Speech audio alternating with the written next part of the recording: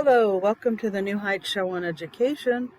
This is your host, Pamela Clark. I know it's been a while since I did my own show on education and the news, but I've been recovering from a fairly serious car accident, so hopefully I'll be able to start picking these up. I want to thank Barbara Bolin and Olin Yan Tibet for kind of filling in for me, and they still may do some shows for me in the future, but welcome to this episode, and we're going to get right into it because there's a lot to cover as always. So Charlotte McGuire, who is the elected president of the Ohio State Board of Education to replace resigned previous president.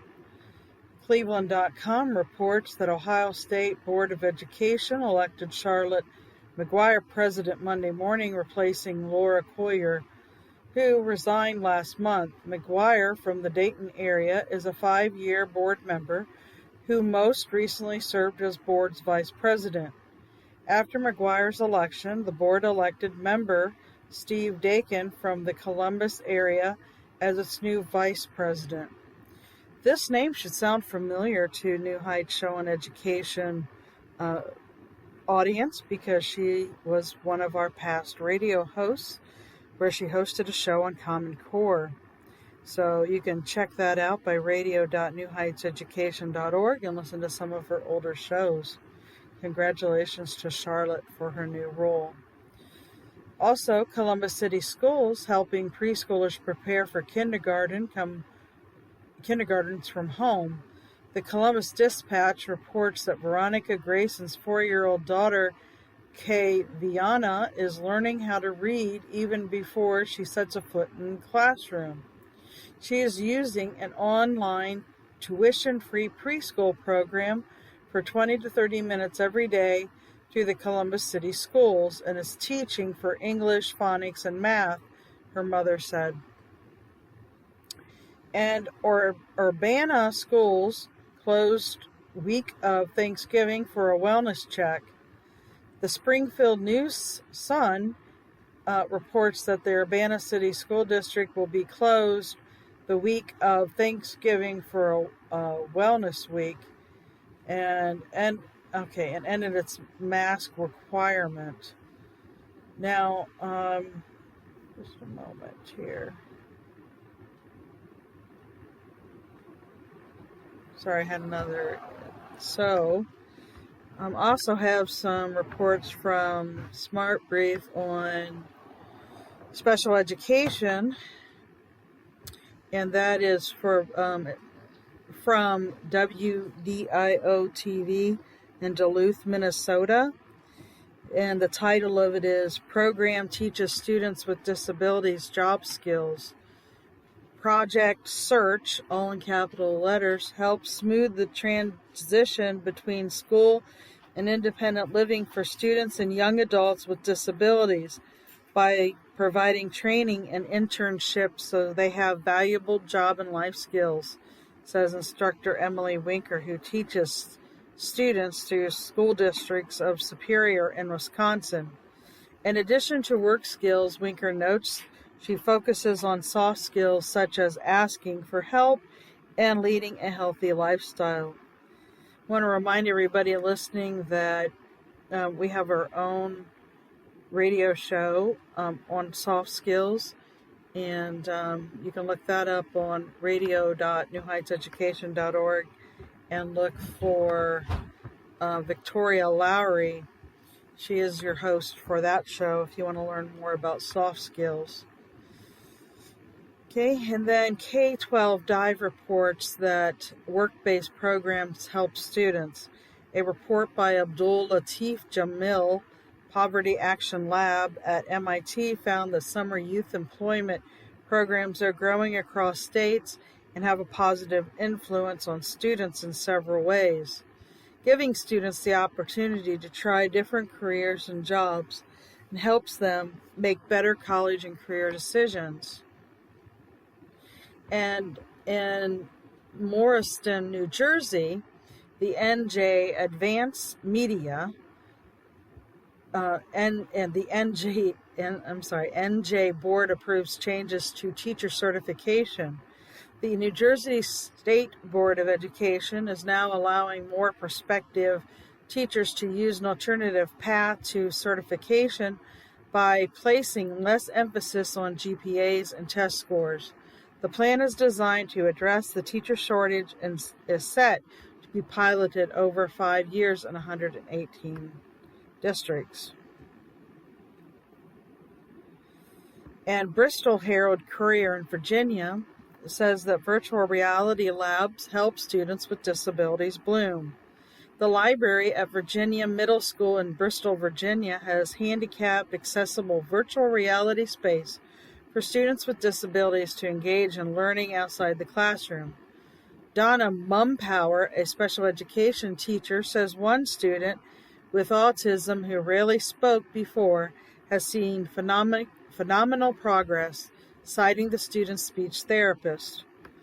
Now, we've seen that kind of growth as well through homeschoolers, and specifically a homeschool mom that was a nurse that took her children that were self-harming and didn't speak at all to living independently and going to college where the professor couldn't even tell that they even had autism. So there's many different kinds of resources that can make those kind of things happen. And the first, of course, is an open mind and belief that it can. Okay, so Education Week also reported a story on June the 1st, and it says studies recommend overhaul of special ed funding. The nearly 20-year-old formula that determines the amount of federal special education funding provided to each state needs to have an overhaul, according to 2 recent studies. The current data and elimination of gaps that affect some students with disabilities, those who live in large states, and those whose families have low income. And WBZ TV in Boston reports that Massachusetts town offers adaptive bikes for rail trails users. The Action Massachusetts Recreation Department has used a state grant to purchase a hand cycle, a recumbent bicycle, and a children's tricycle with a back brace so people with disabilities can enjoy the rail trail at the North Action Reaction area. Quote, "It's good to be outside in the fresh air and getting some exercise, enjoying what other people are doing," says Leslie Johnson, who has a disability and asked the town to acquire the bikes.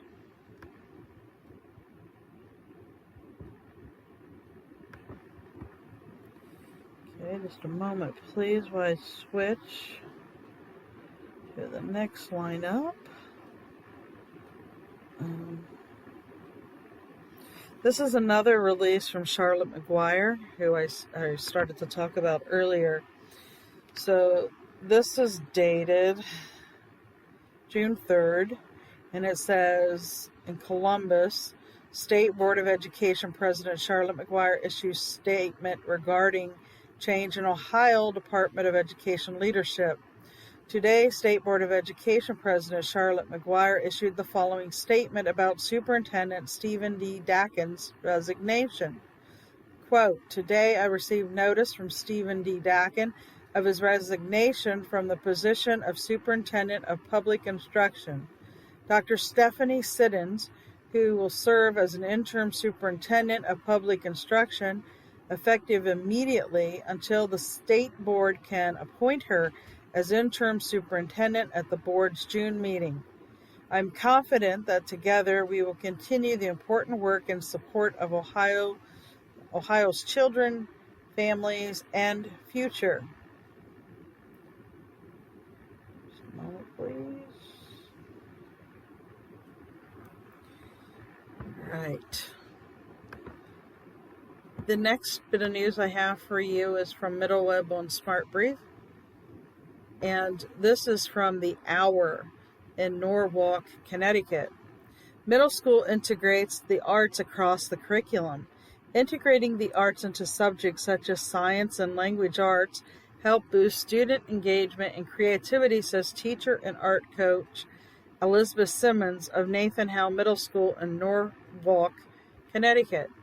Through activities such as performed interviews and telling stories through freeze frames, students interact with the lesson materials in active, creative ways and also learn critical thinking and problem-solving skills, says Simmons.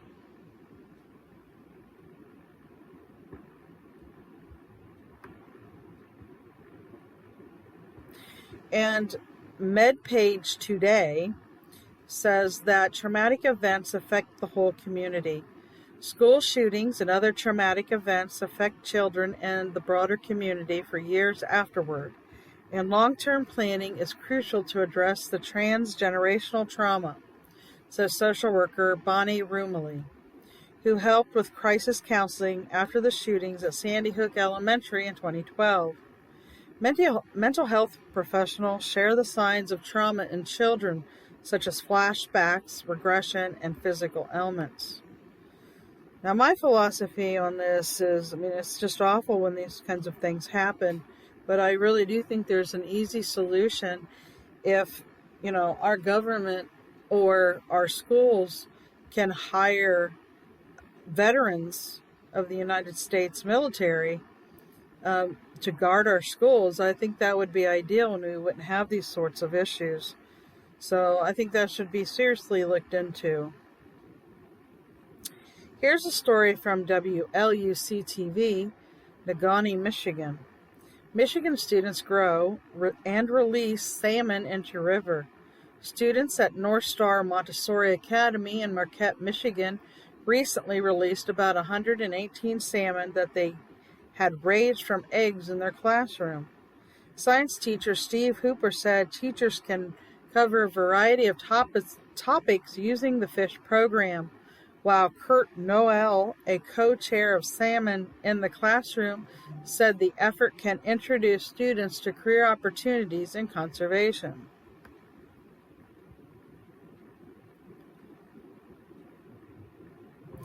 In Lumberton, North Carolina, the Robusonian stated that interactive platform gets students moving and learning. A new software program combines motion sensors, LED lights, and a projector is adding a physical aspect to learning in the L. Gilbert Carroll Middle School, says Principal Christopher Burton. The program offers games in subjects such as social studies and math, as well as physical education and mindfulness activities, and helps keep all students engaged, Burton says.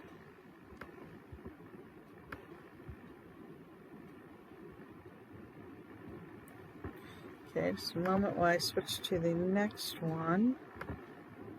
I also want to bring attention that some of you may not know this as of yet, but the New Heights Educational Group, which is and myself, Pamela Clark, are the owners of, the New Heights Show on Education. But we had a YouTube channel that was targeted by someone and actually taken down. And it's kind of put a crimp in a lot of things. And some of our free online and discounted courses have to be remade. A lot of them we were able to salvage, but we believe that this was something that should not have happened, and that we are fighting it. So just kind of wanted to put that out there and let you know that our YouTube channel recently went down, and of course our show is on YouTube as well. As far as I know, they haven't taken down any of those shows, but I did want to share that with the audience. Okay, and the next story I have for you is from District Administration, and it says, ideas on providing a supportive culture for teachers. Support and professional development tend to be top of the mind for many teachers, so school leaders need to take steps to demonstrate their commitment to both, says Whitney Green, assistant principal at Ottawa High School in Tennessee, to help keep teachers on board and avoid burnout. Green also recommends leaders have backup plans to reduce uncertainty and provide resources that will save them time. And this is from Chalkbeat in Colorado. Colorado updates system for teacher evaluations. Colorado's teacher evaluations for the 2023-2024 school year will use more specialized ratings and rely less on student test scores. Supporters of the changed system say it will shift emphasis toward teacher growth and improvement. And the Seattle Times reports that worker shortage keeps Washington preschools from full capacity. A shortage of workers is a top reason for early childhood organizations are enrolling fewer students than before the pandemic, resulting in smaller or canceled classes, says Joel Ryan, executive director of the Washington Head Start Association. Data shows salaries for college graduates in early education are nearly 22% less than those of K-8 teachers, and experts say one-time bonuses don't address retention.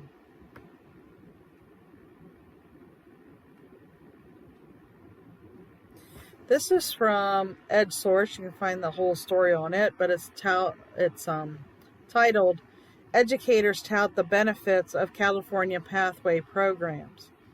California Governor Gavin Newsom proposed $2 billion in funding for Golden State Pathways programs that allow students to prepare for college and workforce and participate in dual enrollment toward post-secondary degrees or credentials. Two California district superintendents, Jill Baker and Kyla Johnson Trammell, write in this commentary that the programs have been beneficial for students as they put the main focus on the students themselves. And Educational Leadership reports that they're reviving collaboration in the classrooms. During the pandemic, whether out of necessity or circumstance, group work and collaboration among students waned in the May issue of Educational Leadership.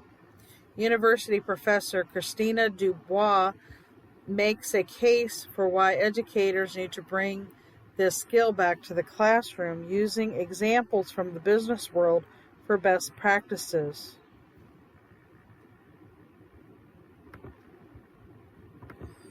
Okay, just a moment while I bring up the next story here. Okay, this is from Smart Brief on EdTech. And this is from Tech and Learning. And it was released on June the 2nd. It says online jobs for teachers on summer break. Educators who will be away from their classrooms this summer have options for side gigs that are completely online, such as tutoring or transcription quality control. This article lists more ideas for summer from homework for teachers. Again, you can look that up on Tech and Learning.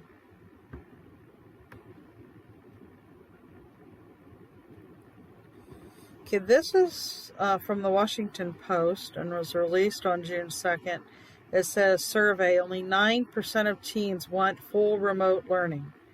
Although most teenage students prefer in-school learning, Black teens are less likely to want to only go to school in person, and Hispanic teens are more likely to want a hybrid learning setup, according to a Pew Research Center report released this week that looked at how the pandemic has affected learning. Just 9% of teen students prefer to be remote the whole time. I don't think I necessarily agree with this, to be honest with you. The people that I have dealt with in the past, they do not want to be in the public school. And even if they are in the public school, they really would like to find an out and they really enjoy remote learning. And I don't know anyone that took part of the survey. Did you take part in it? Did you answer any of these questions? If you did, I'd love to hear from you. Let me know. and what your thoughts are on this as well. So we're going to take a quick commercial break, and we're going to be right back.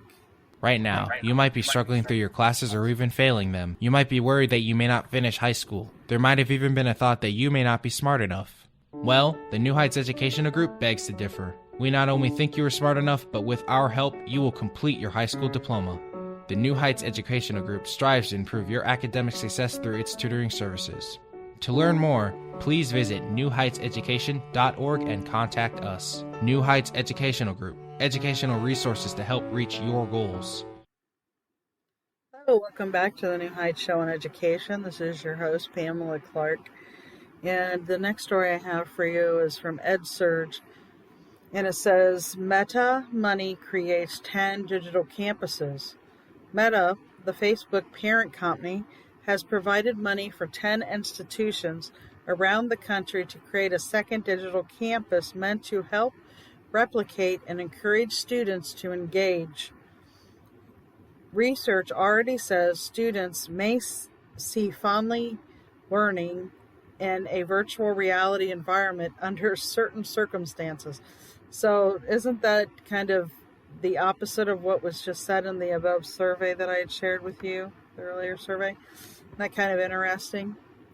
And these all come out of the same, smart brief, or this one does anyways, or those two, I should say. Okay, so the next story I have for you, I'm not sure who this is from. It says extra credit, success skills, civics, and prison dorms. Can a focus on social skills or life skills or life success make social emotional learning more palatable to those resistant to it? Can higher ed reinvent itself and embrace its educators? Read about these and other issues in the latest Extra Credit post. Extra Credit is one of the many education articles that Smart Brief shares outside of its newsletters. I'll get you the address. The web address for this is corp.smartbrief.com, and then just look up the keywords of Extra Credit. And the whole title is Extra Credit, Success Skills, Civics Assessments, and Prison Dorms. And it was written by Diane Benson Harrington.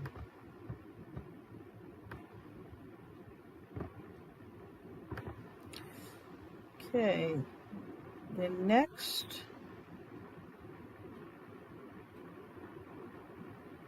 just a moment, I got some repeats again.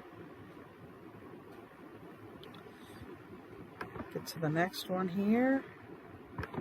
Let's skip this one because there's a lot of repeats, like I said. This is from Ohio Ed Updates, and it's our news clips. And this is from the Columbus Dispatch, and it says, Greater Columbus High School graduates reflect on experiences during COVID-19 pandemic. Students who lived over half of their high school experience during the coronavirus pandemic have graduated, moving on to the next step in their lives, whether that be college, work, or other endeavors. The Dispatch spoke to 8 Columbus area graduating seniors about how they feel about the last 2 years and how it shaped their high school experiences. So you can go on the Columbus Dispatch and you can look that up and then see what those 8 students said in more detail.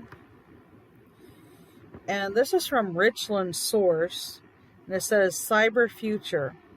DeWine advisors meet with Mansfield educators to discuss workforce development.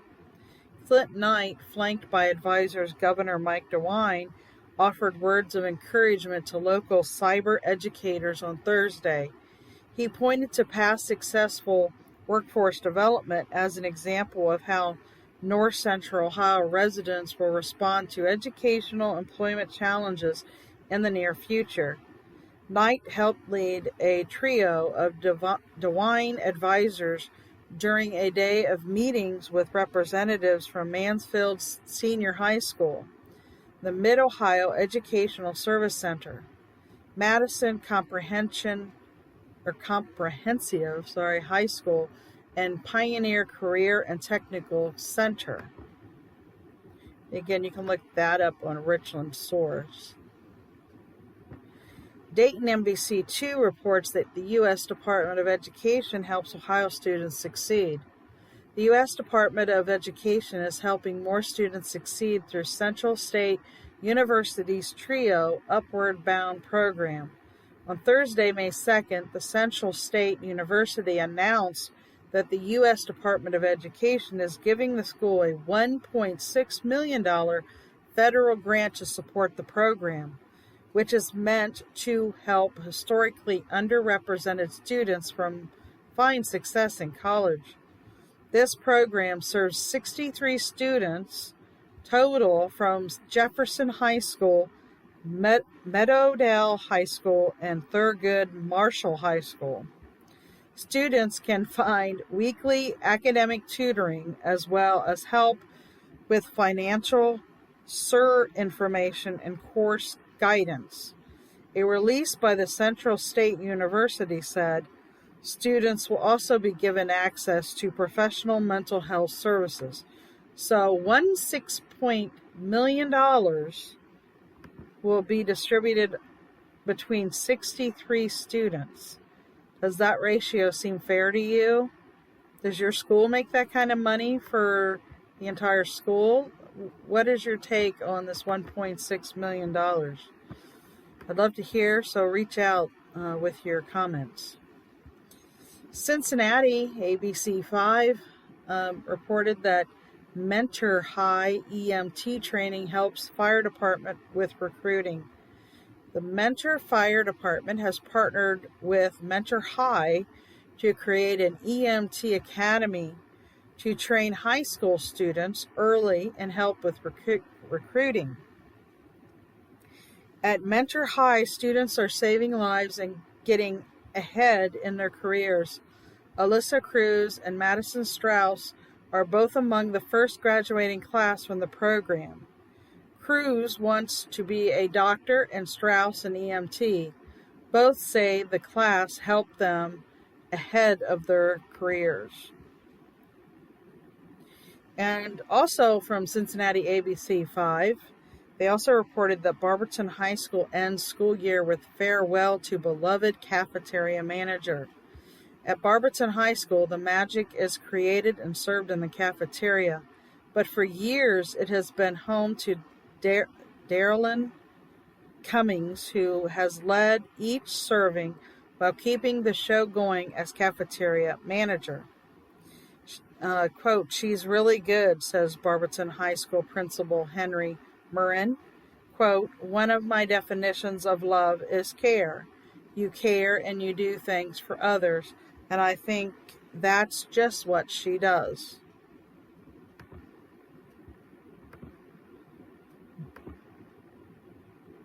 Okay, just a moment while I switch to the next stories. Okay, this is from Philanthropy News Digest, and they report that Lucille Packard Children's Hospital of Stanford receives $100 million. The gift, which boosts the foundation's support of hospital to $614 million, will help transform its existing West Wing by increasing the size of the labor and delivery unit so it can handle up to 20% more births and house the hospital's first ever dedicated and physically separate unit for high-risk mothers. Again, you can find that whole story on Candid Philanthropy News Digest.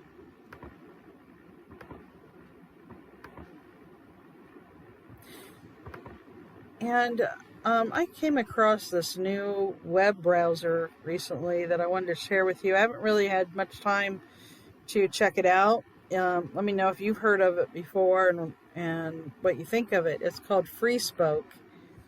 And I guess you can use it in place of Google. And supposedly it, really shows you everything. Google supposedly blocks certain searches or only shares certain information, but freespoke.com supposedly is a browser you can download and use in place of Google. Like I said, if you've used it or heard of it before, I'd love to hear from you.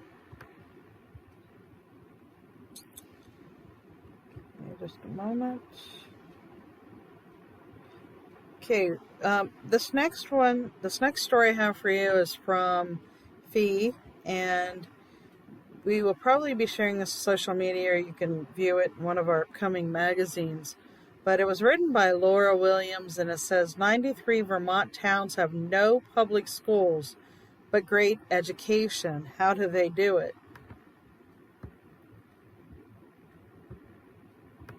So in tuition towns, that's in parentheses, the funds local governments expect to spend per pupil are instead given directly to the parents of school-aged children. In just a couple of weeks, 50 boys with learning disabilities will take to a stage in Vermont, one after the other, to recite the Gettysburg Address from memory. It's a daring experiment undertaken each February at Greenwood School, and its population of boys who struggled in the public schools, diagnosed with ADD, dyslexia, and executive function impairments. Greenwood's boys stand before an auditorium full of people, and once even a Ken Burns documentary crew, to recite powerful words many adults would struggle to retain. Many of these young men are residents of Vermont's tuition towns, too small and sparsely populated to support a traditional public school. These towns distribute government education funds to parents who choose the educational experience that is best suited for their family's needs. If the school doesn't perform up to parents' expectations, they can take their children and their tuition dollars they control elsewhere. The Greenwood School is one of more than 100 independent schools in the tiny state of Vermont, population of 626,000. The whole state has just 90,000 students in K-12 schools. The city school districts of Denver and Albuquerque have more students, and some county districts are twice as large. How can Vermont sustain such a rich network of educational options? It says that 93 Vermont towns, says that 36% of its 255 municipalities have no government-run school at all. If there were enough kids, the pot of public money earmarked for education would be used to buy a building and hire teachers. In these towns, the funds local government expects to spend per pupil are instead given directly to the parents of school-aged children. This method gives lower and middle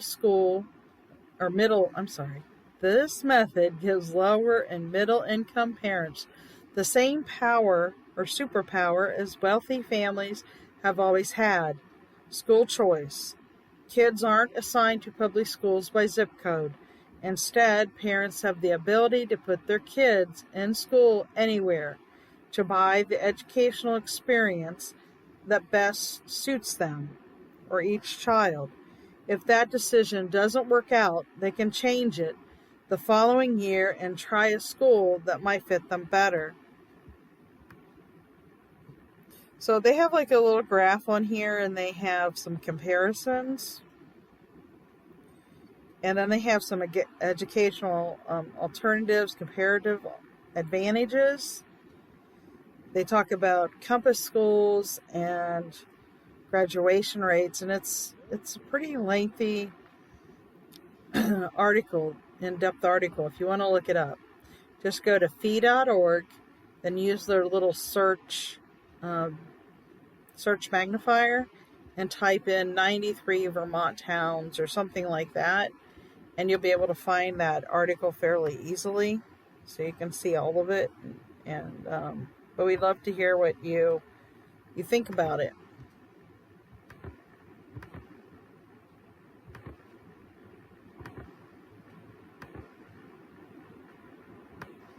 want to remind everybody listening that Hillsdale College is continuing to put out some free online college courses. You can find those on our website under our Learning Annex at school.newheightseducation.org, and of course at Hillsdale College on their site as well. And then they come out with these really great DVD sets for each of their classes. So if you want to look into purchasing some of those, they really have some great offerings, and they really cover, American history quite well. So, okay. The next bit of news I have for you is from Smart Brief on EdTech. And just a moment. They do a lot of repeats. Okay, this is from EdSurge, and it says why one expert is optimistic about EdTech investment. Atin Batra, founder and general partner at 27 Ventures, is offering a different perspective on the pessimistic outlook for EdTech investments following a decline in tech stocks generally. In this interview, Batra offers two reasons for his optimism. Quote, sustainability and evolution of business models and an abundance of talent. And Chalkbeat in Detroit, Michigan, headlined that heat leads Detroit schools to close at 12:30 p.m. High temperatures on Tuesday caused the Detroit Public Schools Community District to end the school at 12:30 p.m. because of the lack of air conditioning. It was too hot to teach and learn in classrooms. A recently approved district budget includes $125 million to invest in air conditioning for schools.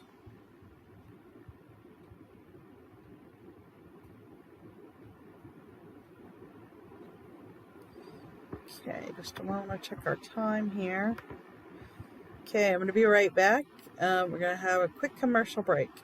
Right now, you might be struggling through your classes or even failing them. You might be worried that you may not finish high school. There might have even been a thought that you may not be smart enough. Well, the New Heights Educational Group begs to differ. We not only think you are smart enough, but with our help, you will complete your high school diploma. The New Heights Educational Group strives to improve your academic success through its tutoring services. To learn more, please visit newheightseducation.org and contact us. New Heights Educational Group, educational resources to help reach your goals. Welcome back to the New Heights Show on Education. This is your host, Pamela Clark. We're doing education in the news. The next news story I have for you is from Edutopia, and the title is Ideas on Creating Monologue Lessons for Middle Schoolers. Writing and delivering monologues help build students' writing skills and also hone their public speaking skills, says teacher Matthew James Friday, who uses the practice with seventh grade students. Friday begins the lesson by studying the monologues of teenagers for inspiration before students write and rehearse their own stories. And the Washington Post reports that the youth organization launches AAPI history lessons. The AAPI Youth Rising, an organization founded last year by middle school students in California, has developed a program that offers free lessons on Asian American and Native Hawaiian and Pacific Islander history, which launched as part of Asian American and Pacific Islander Heritage Month. The organization is hopeful that more schools will offer such lessons. I want to remind everybody that's interested in these kinds of lessons that on our annex we have what we call the holidays around the world, where we delve into different cultures and their backgrounds and their foods and their holidays and why they celebrate their holidays. You may be interested to check those out. The next news story I have for you is from the 74, and this is based in Oklahoma, and it says Oklahoma adds counselors to address mental health challenges. Oklahoma is hiring 300 counselors to work with students dealing with mental health issues, using $35 million in funds from the American Rescue Plan, with 181 districts matching those funds. The state is using its Oklahoma Counseling Corps and working with Calm Water Center for children and families to support students dealing with trauma, including having a parent who is incarcerated.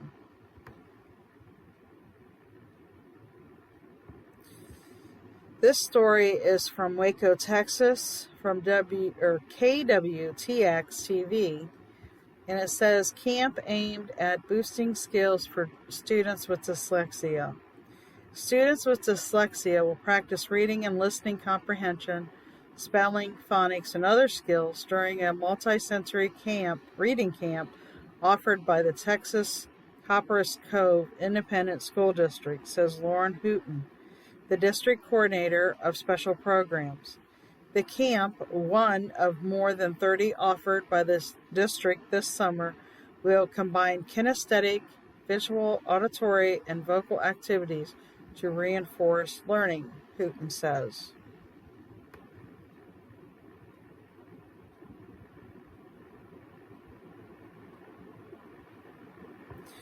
This is from Chalkbeat in Colorado.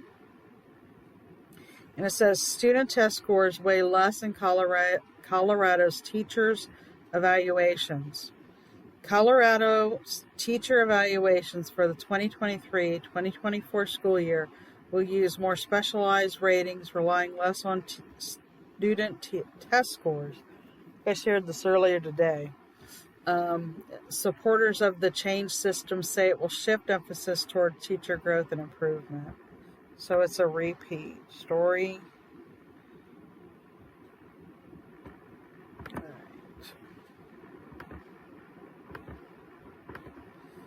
right.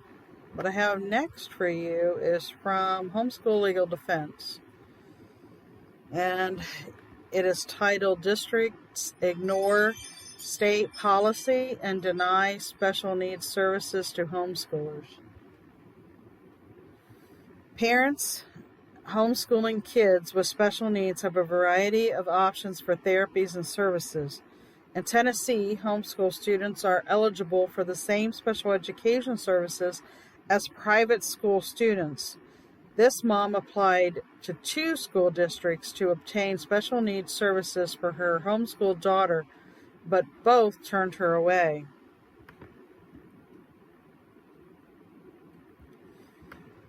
To see this whole article, you just go to hslda.org, and you can read all about this family and what they went through and what Homeschool Legal Defense did for them. Now, we will be sharing this story on, possibly on social media, but definitely in an upcoming magazine.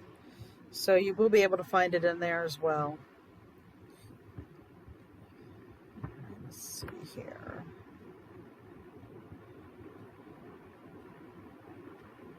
Now remember, Homeschool Legal Defense does offer actual financial aid and helps for homeschool families that have a hardship.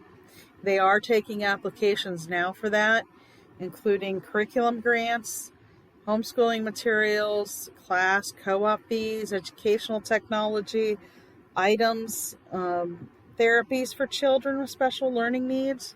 So you may want to go on their website and use their search to how to apply. Now, I know that you'll need to be a member of Homeschool Legal Defense, and you can join membership through the New Heights Educational Group. So just contact me if you need that, newheightseducation@yahoo.com, and I'll help you figure out how to obtain it. Let's see. They also have They have a lot of articles that they continually share, rotate, and add to. So you can kind of look up what they have when you go to their site for the other one. They do have a lot that they're offering.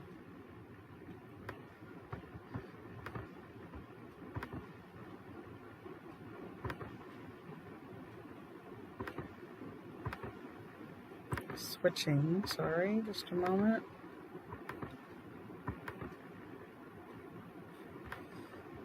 I did want to bring to your attention the online reading program that we have.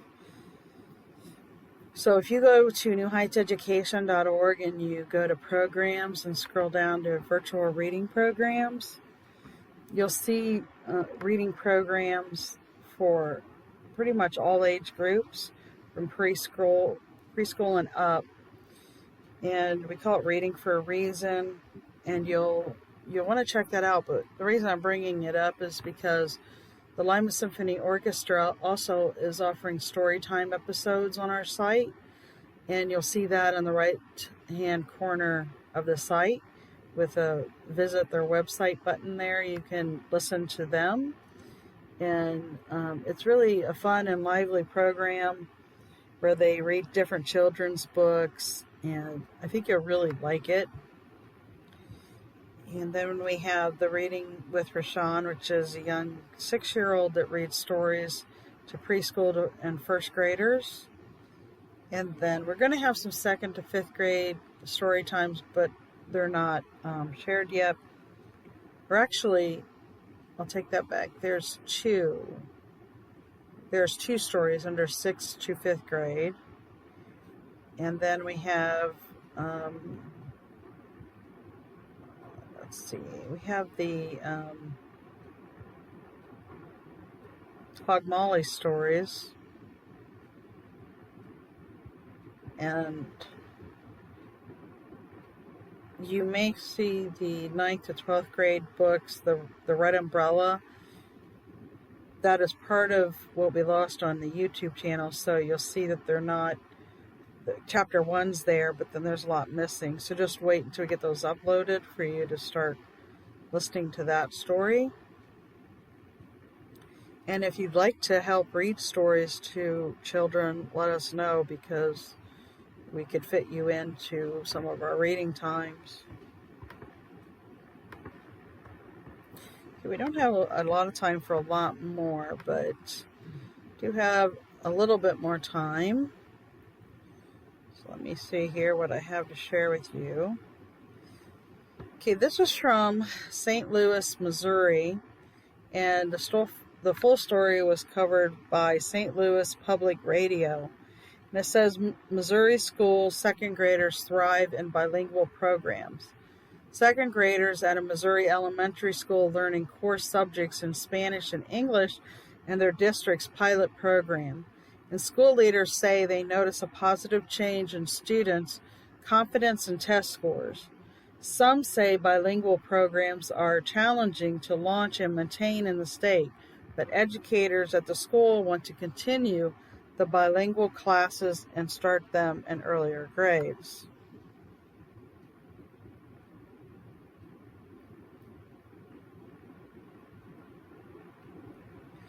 Yeah, okay. We have, this is a story from Fast Company. And it says, Ben & Jerry's leads job program aimed at at-risk youth. Ben & Jerry's is working with the Responsible Business Initiative, or Justice on, quote, Unlock Potential, a program aimed at providing career opportunities to youth who are at risk of incarceration, writes Matthew McCarthy, CEO of Ben & Jerry's, and Celia Ouellette, CEO of Responsible Business Initiatives for Justice. Quote, preventing this group from becoming economically disenfranchised by the justice system, we have a tremendous impact on racial equity, they note.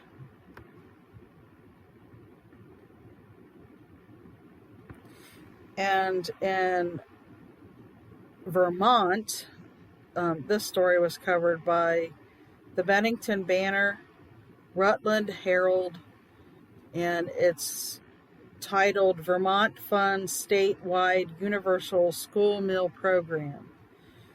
Vermont Governor Phil Scott has signed a bill to allocate funding for universal school meals during the 2022-2023 school year, giving legislators time to find the money to continue the program beyond 2023. A surplus in the state's education fund created the statewide program, as well as Farm to School initiative that enables schools to purchase locally grown products for meals.